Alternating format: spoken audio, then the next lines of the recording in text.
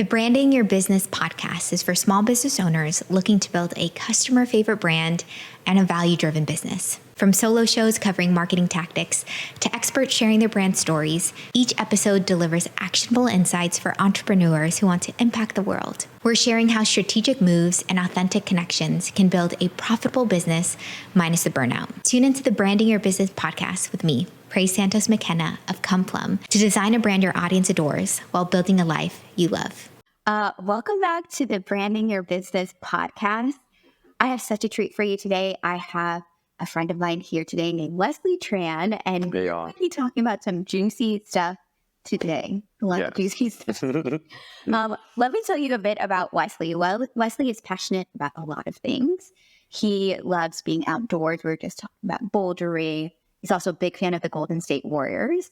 In his daytime, he works as an executive assistant at a semiconductor family here in the Bay.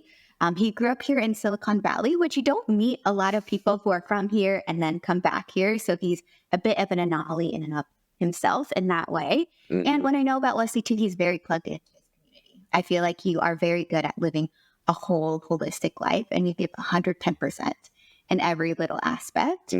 But that is just what I know about you. I want you to give us a little bit more color. Like, what's bringing you joy these days? What are you also excited about when it comes to your executive coaching business? Tell us a little bit about yourself. Yeah, thank you so much for the introduction, Praise. It was a very kind one.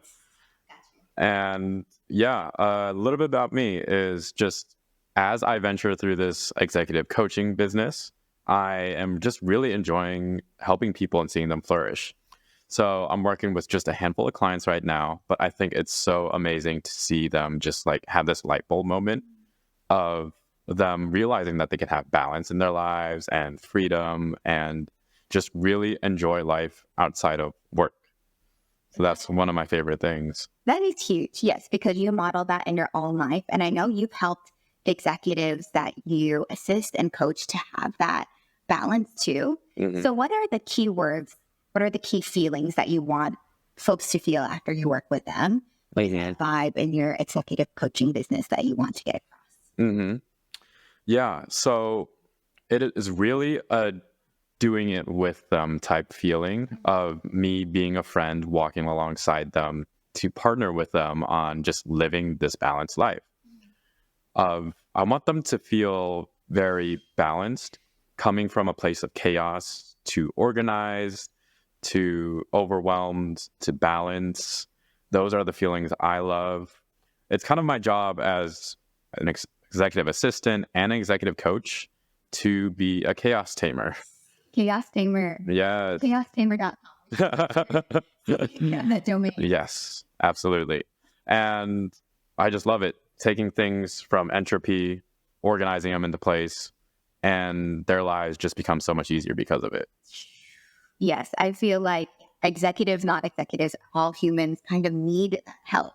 How did you become this sage wisdom bearer of how to take things that are in entropy to in balance? What's a bit of your story and journey?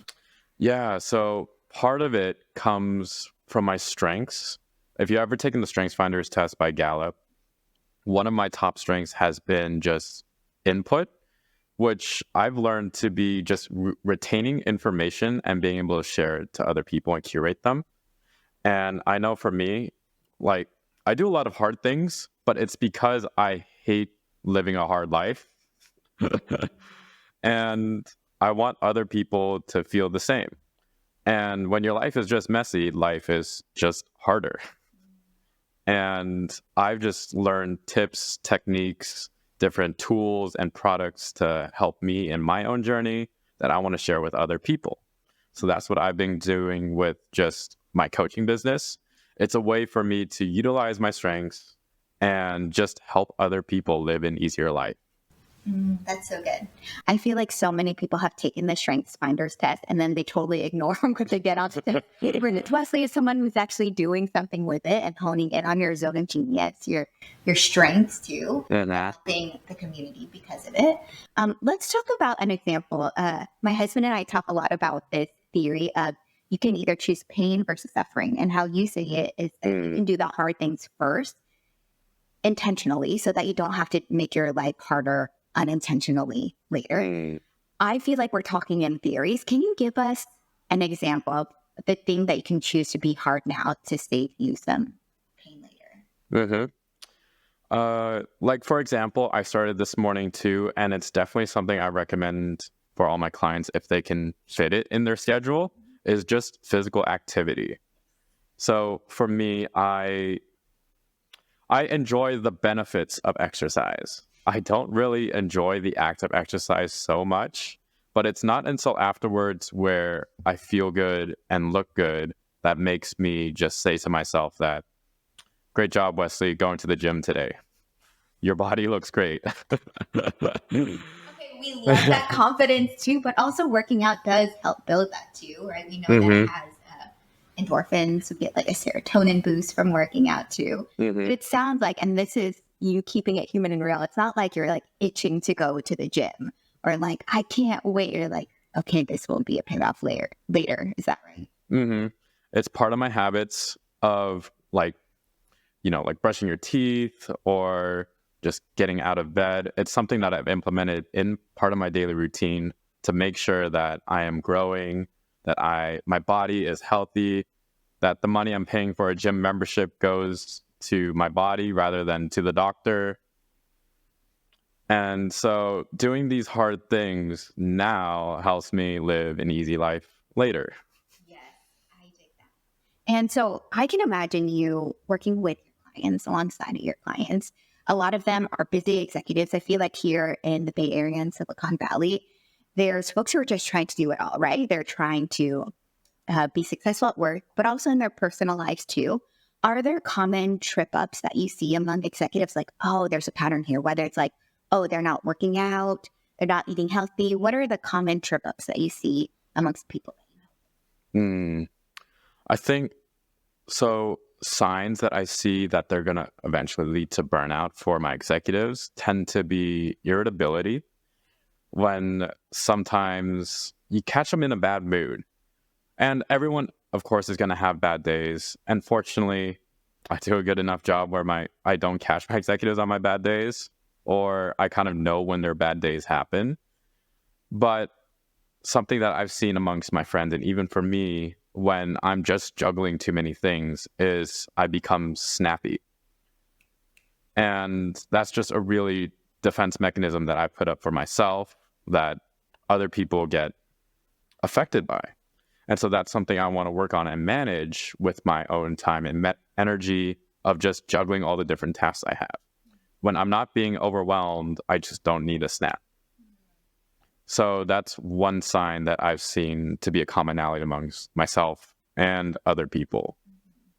Yeah, irritability, just like that crankiness. I joke that I have to parent myself sometimes if I also see myself being too reactive, too snappy. Is, okay, did I have a snap today? Like, do I need a nap? What are the solutions that you give your people to help with that irritability? Definitely just taking a break. That's one of the easiest things that you can do. Because if you take a break now, it's just going to give you time and space to kind of take care of yourself. Because if you don't take the time now, your body is going to force you to take a break later on. And it's going to make you take a break when you don't want to take a break. Oh my goodness. Yeah, 1,000%. I could see. Again, that's choosing like, okay, do you want the pain of taking a break now, or do you want the pain of taking a break later? Really huge. Yeah.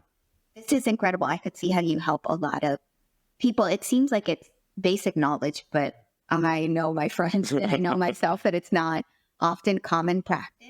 What tools do you have to help people actually establish these habits so that, okay, now we know that we're probably going to lead to burnout? How hard is it for your folks to establish a habit of actually doing these things, of taking a break, etc.? It's quite difficult amongst the high-level executives for sure, of them having established routines, of them going to back meetings in so many days as well. And so for me as an assistant, it really is owning your own calendar. Otherwise, your calendar is just going to own you. And my executives and my clients, for example, a lot of people are just reaching out to them for their own time and energy. And just as a human being, that's one of our most valued assets. And especially if you're thinking in terms of high level for executives, are these meetings really going to be worth their time? And most often than not, I have found that these meetings don't tend to be productive because you end up setting more meetings to talk about the same thing when you could just send it in an email in general. And so a lot of it is just managing your own time and energy, learning to focus on your tasks that you just need to get done, and avoiding those distractions that take you away from those tasks. Wesley, I love this idea of what I'm hearing from you to help executives with establishing these good habits is one of the base things first is boundaries and boundaries with your time, and also saying no to things that actually aren't a good use of your time and your energy too. I feel as if having someone like you to help coach folks through almost being a barrier, like almost saying no to things first and then only saying yes to a few things. This is also your specialty too, of building a calendar of what folks can say yes to instead of these meetings that aren't useful to them. So it sounds like you say yes instead to working out. Mm-hmm. What are other things that folks should fill their time with after they've said no to these other things? Mm-hmm. So I do think it's kind of identifying your values and your priorities. So for me, I value my own health when it's physical, mental, spiritual, social. I want to make sure these four corners are all filled. So I prioritize them a lot. So, and there will be some days where I'm just not going to be able to fill that. But that's going to be okay because I can miss one day of not having those, for example, because the other days I'm just going to fill them back up. But what you really want to do is identify just your own core values. And in the perspective of an executive or even a business owner, you want to think financials. That's a very high value. So I just did this recently where someone requested my executive to interview someone, even though there's like 6 people on the interview panel. There's a lot of people already. And I know my executive, he has to work on just getting funding for our company. And when I put it financially, is it worth it to take him away from the funding? It made it an easy answer to say no, because they came to their own conclusion. Oh, yeah, the president of our company needs to focus on that. That's huge. Yes. And I could see this. I'm so glad you're bringing up my people, which are these small business owners too, but they can use the same principle, right? Of, okay, we have a laundry list of things to do in our business. It sounds like it's what is the thing that actually has a financial ROI, the biggest financial ROI. And so those are the things that we should be slating into our calendars first. Is that right? I think going back to the values, if that's something you value first and foremost, as a small business owner, then yes, there could be some small businesses that focus on, like if it's a nonprofit focusing on the population, then sure. But I think prioritizing and understanding your values helps you identify which things to say yes and no towards. 1,000%. You are totally speaking my language, just because as this is the Branding Your Business podcast, the core thing about the difference between a business and a brand is a brand does have a very clear set of values, and that's the thing that drives it. And it sounds like we can take these values that we work on, which there are a couple episodes there in the podcast that help you discover your own values. This, then we overlay our values over our time, over how we fill up our calendar too. And that's huge as well, just because I know I am so passionate about helping people not just build a business, but build a life.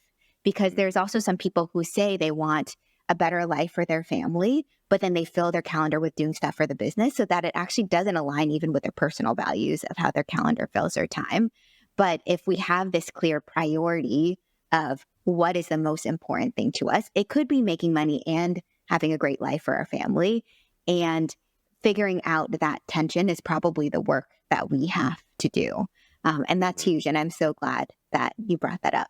Yeah. Speaking of you and running your own business, what are your values and in what priority are you valuing them to for your own business? Mm-hmm.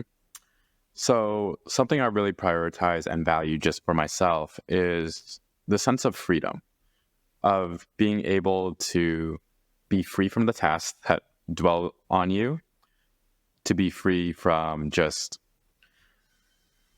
to be yourself. And like, at least for me, it is about having that balance to integrate the work and my life together, because as best as we can separate work and life, all it is our entire lives together. Because if something happens at our family at 2 p.m. and there's a meeting, you're going to choose to go with your family for sure.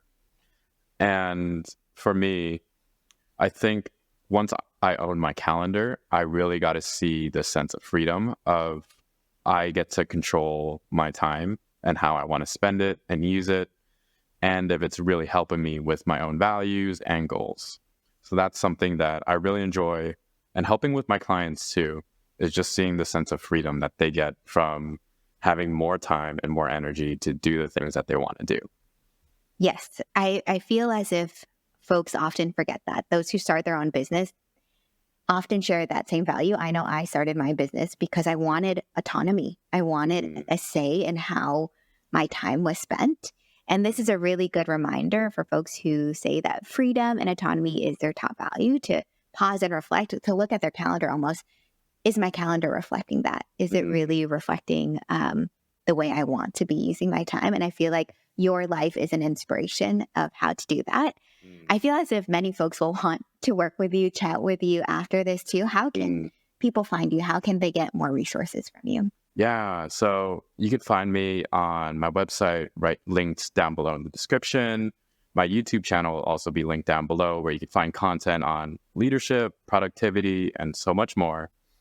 So those are 2 ways you can find me.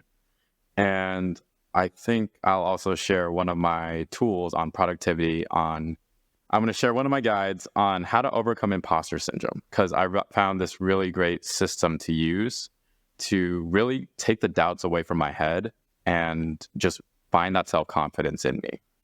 Well, I wish we could just like read that live right now, just because I feel as if about 100% of the clients that I work with deal with imposter syndrome, which is huge. And so I know that that'll be a really valuable tool for our folks to be able to read. As we kind of close our podcast here, maybe you can give us just one little sneak peek into, if there's one thing someone could implement today to overcome imposter syndrome. We don't want to give away your whole thing that you're giving away, but if there's one thing that someone can implement today to help overcome imposter syndrome, what is that? Yes. For the small business owners, for the professionals out there that feel that they aren't the right fit for this role, I want to encourage you that there's this really great tool called directive affirmations. So normal affirmations are like, I am strong, I'm capable, I can do this. Directive affirmations direct you using the present tense towards where you want to be, but putting you in that mindset of there right now. And so the statements are more so like, I am the best business owner. I help people live their best lives by saving their time and energy, in the present tense. It is not an I will statement. And I can take this personally too, as a single person, of instead of I will be a great boyfriend or husband, it's I am a great boyfriend and husband. Because in that moment, by the time that you're in that position, your own self-image, you'll view yourself as that person. The more that you say it, it's directing you towards this affirmation. By the time that you're already there, you won't be surprised at the statement that has you become. Directive affirmation. That is so huge. I feel like I have this conversation a lot with my friends of making that groove in your mind, right? Of this path of this is the thought and this is true. And it sounds like you are carving that path already in your brain. Even if it hasn't happened yet, it's as if it's happening now. And that's what makes it more the direction that you want to go, but in the present tense. That is really huge, Wesley. Well, maybe we can practice this right now. This is going to be the best podcast episode you've ever heard. Yes. Or this is the best podcast episode you've ever heard. This is the most helpful podcast episode you've ever heard.